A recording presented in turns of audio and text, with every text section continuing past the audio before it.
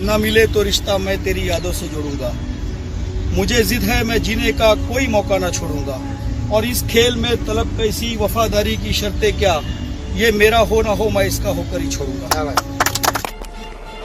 Going over the top, down the ground, and that'll be his 100. Brilliant 100 from Sarfaraz. दोस्तों, सरफराज खान ने New Zealand के खिलाफ जिस तरह से आतिशी पारी खेली है, उससे उसकी चर्चा पूरी दुनिया में होने लगी है। लेकिन इसमें चौंकाने वाली बात यह है कि ये पारी आज नहीं बल्कि आज से वर्षों पहले ही खेली जा चुकी थी। लेकिन अफसोस, उस दिन उसको इस पारी के बदले सम्मान नहीं बल्कि अपमान मिला था, क्योंकि साल 2009 में महज 12 साल की उम्र में मास्टर ब्लास्टर सचिन तेंदुलकर का 21 साल पुराना रिकॉर्ड तोड़ा और 2 बार अंडर 19 वर्ल्ड कप खेला और दोनों ही ऑडिशन में इंडिया के लिए टॉप स्कोरर रहे। यही नहीं, साल 2015 में वो आईपीएल में भी डेब्यू किए और इसी के साथ वो आईपीएल में फीचर करने वाले सबसे यंगेस्ट प्लेयर भी बने। फर्स्ट क्लास क्रिकेट में साल दर साल रनों का अंबार खड़ा करते चले गए और उसके इसी रनों के अंबार का ही परिणाम था कि उसका बैटिंग एवरेज वर्ल्ड में सेकंड हाईएस्ट बैटिंग एवरेज हो गया, क्योंकि अब उनसे बैटिंग एवरेज के मामले में सिर्फ सर डॉन ब्रैडमैन ही आगे हैं। लेकिन अफसोस, इतने शानदार परफॉर्मेंस के बाद भी उसको टीम इंडिया में शामिल नहीं किया गया बल्कि एक जिल्लत भरी जिंदगी जीने के लिए छोड़ दिया गया। नमस्कार दोस्तों, आप देख रहे हैं अर्जुन शर्मा XY3 के एक स्पेशल एपिसोड। कहानी सरफराज खान के अटूट संघर्ष की। मुंबई एक ऐसा शहर है जिसे बेहतरीन बल्लेबाजों का खदान कहा जाता है और इस खदान ने न जाने हमारे देश को कितने ही दिग्गज बल्लेबाज दिए। और ऐसे जगह से यदि आप आते हो तो आपको अपना नाम बनाने के लिए एक एक्स्ट्रा ऑर्डिनरी परफॉर्मेंस की जरूरत होती है और सरफराज खान भी यहीं से आते हैं। उन्होंने शुरू से ही अपने परफॉर्मेंस से ये पक्का किया कि उनका नाम दुनिया कभी भी भूल ना पाए। सरफराज खान का बचपन आजाद मैदान में ही गुजरा, क्योंकि सरफराज खान के पिता नौशाद खान क्रिकेटिंग कोच थे तो घर में क्रिकेट के अलावा कुछ और दिखता ही नहीं था। जब पिता ने देखा कि सरफराज बॉल को बड़े प्यार से मिडिल कर रहे हैं तब उन्होंने अपने बेटे को भी ट्रेनिंग देना शुरू कर दिया। वो जानते थे कि मुंबई जैसे शहर में अपना नाम बनाने के लिए बहुत ही कड़ी मेहनत करनी पड़ती है और उसी तरह उन्होंने अपने बेटे को तैयार भी किया। साल 2009 में सरफराज खान ने अपने स्कूल रिजवी स्प्रिंगफील्ड की तरफ से अपना पहला मैच खेला। Harris shield inter school tournament के अपने पहले ही मैच में इन्होंने मास्टर ब्लास्टर सचिन तेंदुलकर का 21 साल पुराना रिकॉर्ड तोड़ दिया, क्योंकि इंडियन एजुकेशन सोसाइटी कांदीवली के खिलाफ इन्होंने 421 बॉल में 439 रन बनाए, जिसमें 56 चौके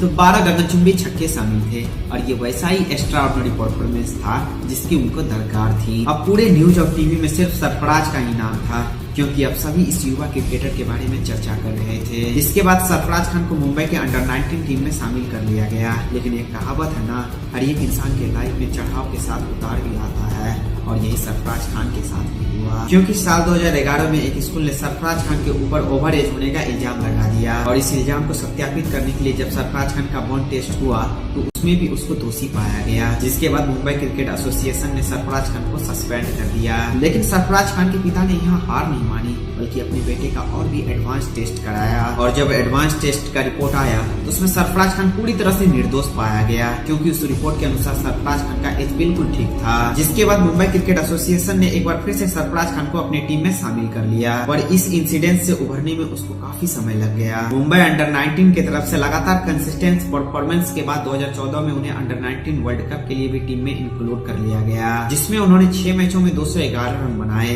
वो भी 70.33 के एवरेज के साथ, जिसमें उसके बल्ले से 2 शानदार अर्धशतक भी निकले। 28 दिसंबर 2014 को उन्होंने फर्स्ट क्लास में डेब्यू किया तो ही आईपीएल 2015 में आरसीबी ने 50 लाख में अपनी टीम में उसको शामिल कर लिया और उस वक्त वो आईपीएल में खेलने वाले सबसे यंगेस्ट प्लेयर भी बने। क्रिस गेल, विराट कोहली और एबी डिविलियर्स से सजी बैटिंग लाइनअप में अपना छाप छोड़ पाना उतना ही कठिन था जितना कि मुंबई क्रिकेट में अपना नाम बनाना कठिन था, पर सरफराज ने मिले मौके का हमेशा फायदा उठाया और राजस्थान रॉयल्स के खिलाफ 214 के स्ट्राइक रेट के साथ शानदार 45 रन जड़कर आरसीबी को 200 के पार पहुंचा दिया। जिसके बाद आरसीबी के कप्तान विराट कोहली इसके बारे में तारीखों के पुल बांध रहे थे, पर इन सब के बावजूद भी उनको डोमेस्टिक क्रिकेट में ज्यादा मौका नहीं मिल पा रहा था। 2016 अंडर 19 वर्ल्ड कप के लिए सरफराज खान को एक बार फिर से टीम इंडिया में शामिल कर लिया गया और इस बार भी वो टूर्नामेंट के सेकंड हाईएस्ट स्कोरर रहे, क्योंकि 6 मैचों में वो 355 रन बनाए विद इन एवरेज ऑफ 71, जिसमें उसके बल्ले से 5 शानदार अर्धशतक भी निकले। लेकिन डोमेस्टिक क्रिकेट में अब भी उनका वही हाल था, क्योंकि अब भी उनको ज्यादा मौके नहीं मिल रहे थे। डोमेस्टिक टीम में काफी कम मौका मिलने के कारण पिता नौशाद खान ने उनको उत्तर प्रदेश की तरफ से खिलाने का फैसला किया।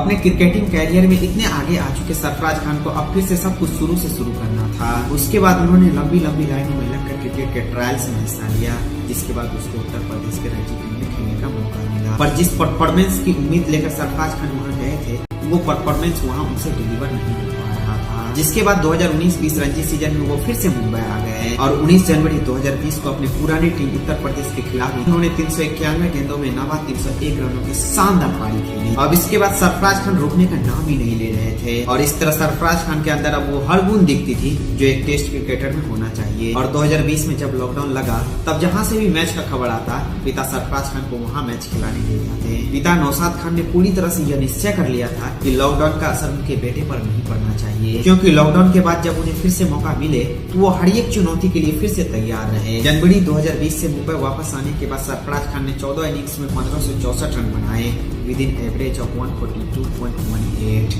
पूरे कैरियर में 14 शतक, 2 दोहरा शतक और 1 तिहरा शतक लगाया और ऐसे ही फिनोमिनल कंसिस्टेंसी इंडिया ए के तरफ से खेलते हुए इंटरनेशनल बॉलिंग लाइनअप से भरी साउथ अफ्रीकी टीम के खिलाफ भी देखने को मिला। रणजी 2021-22 के फाइनल में मध्य प्रदेश के खिलाफ शानदार 134 रन बनाकर अपनी टीम को 374 रनों के एक मजबूत टोटल तक पहुंचाया। और इतने शानदार परफॉर्मेंस के बाद भी ऑस्ट्रेलिया के खिलाफ टेस्ट सीरीज में उसका नाम नहीं आया, जिससे अब यही सवाल उठता है कि एक प्लेयर को टीम इंडिया में जगह बनाने के लिए आखिर क्या क्या करना पड़ता है। डोमेस्टिक सर्किट्स में बेइंतहा रन बनाने होते हैं, वो भी बड़े बड़े, और अपना फिटनेस लेवल भी मेंटेन रखना पड़ता है। लेकिन सरफराज तो इस मापदंडों से कोसों आगे हैं, क्योंकि फर्स्ट क्लास में इसका बैटिंग एवरेज 80 का है, जो कि वर्ल्ड का सेकंड हाईएस्ट बैटिंग एवरेज है, क्योंकि इस मामले में इनसे आगे सिर्फ सरडॉन ब्रैडमैन ही है। और वहीं यदि बात रही फिटनेस की, तो लंबी लंबी पारी खेलने के बाद भी कभी भी ऐसा नहीं हुआ है कि वो फील्डिंग करने नहीं आया हो। सरफराज खान एक इंटरव्यू में कहते हैं कि जब भी वो डिमोटिवेट फील करते हैं तब हमेशा ही अब्बू उनके साथ होते हैं और अब्बू उनका हाथ थामे हुए होते हैं, और अगर यदि आज अब्बू नहीं होते